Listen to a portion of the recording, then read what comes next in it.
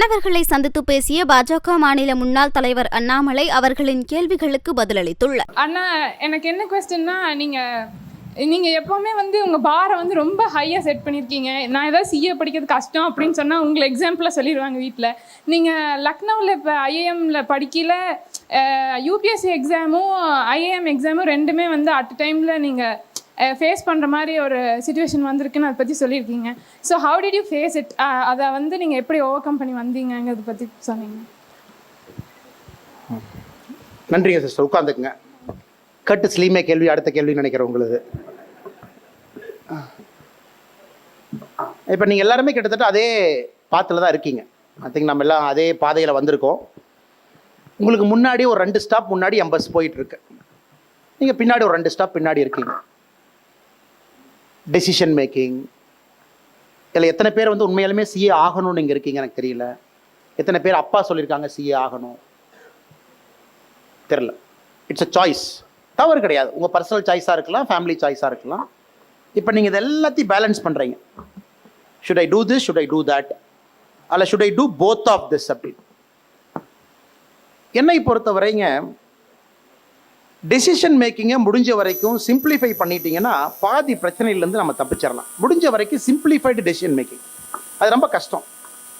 யாரோ சொன்ன மாதிரி common sense is the least common அப்படின்னு. காமன் சென்ஸ் தான் உலகத்தில் ரொம்ப குறைவாக இருக்குங்க, அதனால தான் இவ்வளோ பிரச்சனைகள். இப்போ எனக்கு உதாரணத்துக்கு நான் எம்பிஏ படித்தேன். ஆனால் எம்பிஏ படிக்கணும்னு தான் நான் லக்னோ போனோம் தவிர ஐஏஎஸ் ஆஃபீஸர் ஆகணும்னு நான் போகலைங்க. லக்னோ போய் ஒரு எம்பிஏ முடிச்சுட்டு வரலாம் அப்படின்னா ஒரு கம்பெனி ஆரம்பிக்கலாங்கிற ஐடியாவில் தான் போனேன். லக்னோங்கிறத நீ மாற்றுச்சு. இந்த மாதிரி உலகம் இருக்குது, மக்கள் கஷ்டப்படுறாங்க, இந்த மாதிரிலாம் இருக்குது அப்படிங்கும் பொழுது முதல் வருஷம் முடியும் பொழுது அது சிவில் சர்வீஸ் அப்படின்னு மனசு மாறி கார்ப்பரேட் போகக்கூடாது, நம்ம வாழ்க்கையை அர்ப்பணிக்கணும் அப்படின்னு இந்த பக்கம் வந்து. அப்போ எனக்கு பார்த்தீங்கன்னா நான் 2 விஷயத்தையும் செய்ய வேண்டிய கட்டாயம் எனக்கு. ஏன்னா ஒரு டிகிரிக்காக அங்கே போயிருக்கேன், அதையும் முடிக்கணும். பரீட்சை எழுதி ப்ரிலிம்ஸ் கிளியர் பண்ணிவிட்டேன், மெயின்ஸும் 2வது வருஷத்தில் வருது, அதையும் பாஸ் பண்ணணும். அப்போ நீங்கள் உங்களுடைய வாழ்க்கையை அந்த கோலுக்கு தகுந்த மாதிரி மாற்ற ஆரம்பிக்கணும். நிறைய பேர் பார்த்தீங்கன்னா வாழ்க்கையை மாற்ற மாட்டாங்க, ஆனால் கோல் மட்டும் வேணும்னு நினைப்பாங்க. தூக்கத்தை குறைக்கணும், ஸ்டடி ஹவர் அதிகப்படுத்தணும், உங்களுடைய எக்ஸ்டர்னல் ப்ளஷரை குறைக்கணும். எத்தனை பேர் இங்கே இருக்கீங்க? எத்தனை பேர் அடுத்த 1 வருஷம் நான் படமே பார்க்காம என் இலக்கை நோக்கி போவேன்? கை தூக்குங்க பார்க்கலாம். படம் பார்த்தாலும் தப்பு இல்லைங்க, அது என்னங்க தப்பு? ஓகே சரி அண்ணே, அப்பப்போ ஒரு என்டர்டெயின்மெண்ட்டு ஒரு 2 படத்தை பார்ப்பேனே, பொங்கலுக்கு ஒன்று தீபாவளிக்கு ஒன்று அடிப்போம். எத்தனை பேர் அந்த மாதிரி இருக்கீங்க? எனக்கு என்டர்டெயின்மெண்ட்டும் முக்கியம், ப்ளஷரும் முக்கியம், இதுவும் செய்வேன். Okay, it's a choice. இப்போ நீங்கள் எல்லாருமே வாலண்டரியாக ஒரு சாய்ஸ் எடுத்திருக்கீங்க. பட் சில பேர் பார்த்தீங்கன்னா இதுவும் வேணும் அதுவும் வேணும்னு நினைப்பாங்க. அது லைஃப்பில் நிறைய இடத்துல அது நடக்காது. If you want this you have to sacrifice that. Sacrifice பண்ணாமல் சில விஷயங்கள் நமக்கு கிடைக்காது. உதாரணத்திற்கு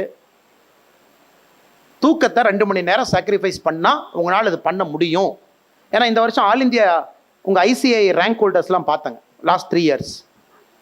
ஆட்டோ ரிக்ஷா டிரைவர் அவருடைய குழந்தை பூனேலேருந்து all India rank holder, labourer ஒருத்தருடைய குழந்தை, ஹவுஸ் மெய்டு ஒருத்தருடைய குழந்தை. ஒரு காலத்தில் சிஏ எல்லாம் பார்க்கும்போது ரேங்க் லிஸ்ட்டை பார்த்தீங்கன்னா அவங்க அப்பா அம்மா சிஏவாக இருப்பாங்க, பையன் சிஏவாக இருப்பான். இல்லை ஒரு காலத்தில் நாங்கள் பார்த்துருக்கோம், அல்லது பெரிய ரிச் ஃபேமிலியிலேருந்து சிஏவாக இருப்பாங்க. ஆனால் இன்னைக்கு கொங்கு பகுதியில் இங்கே பார்க்கும் பொழுது இந்த மேடையில் இருக்கவங்க எல்லாமே ஃபஸ்ட்டு ஜென்ரேஷன் சிஏ, எல்லாமே விவசாயத்திலேருந்து முதல் ஜென்ரேஷன் சிஏ. அதே மாதிரி இங்கே முன்னோடிகள் எங்கள் ஐயாலாம் இருக்காங்க. நீங்களும் கிட்டத்தட்ட அதே பாத்தில் தான் வர்றீங்க. நிறைய பேர் இங்கே கவர்மெண்ட் ஸ்கூலில் படிச்சிருக்கீங்க. உங்களுக்கு இது எக்ஸ்ட்ரா. அது மற்றவங்க மாதிரி இந்த பாத் ஈஸி இல்லை, கொஞ்சம் எக்ஸ்ட்ரா போகணும். எக்ஸ்ட்ரா போகும்பொழுது நீங்கள் எக்ஸ்ட்ரா சாக்ரிஃபைஸ் பண்ணித்தான் ஆகும். இது நீங்கள் எப்பவுமே மனசில் வச்சுக்கணும். ஏன்னா இந்த சோஷியல் ஸ்ட்ரக்சர் சில பேர்த்த டிஸ்அட்வான்டேஜாக வச்சிருக்கு. நான் இல்லைப்பா நான் ஒரு கவர்மெண்ட் ஸ்கூலில் படித்தேன், கவர்மெண்ட் ஸ்கூல் தவறு கிடையாது, குவாலிட்டி ஸ்கூல்ஸ் நிறையா படிச்சிருக்கோம், நல்ல மார்க் வாங்கியிருக்கோம். திடீர்னு சிஏனா கொஞ்சம் டிரான்சிஷன் ஃபேஸ் கஷ்டமாக இருக்கு.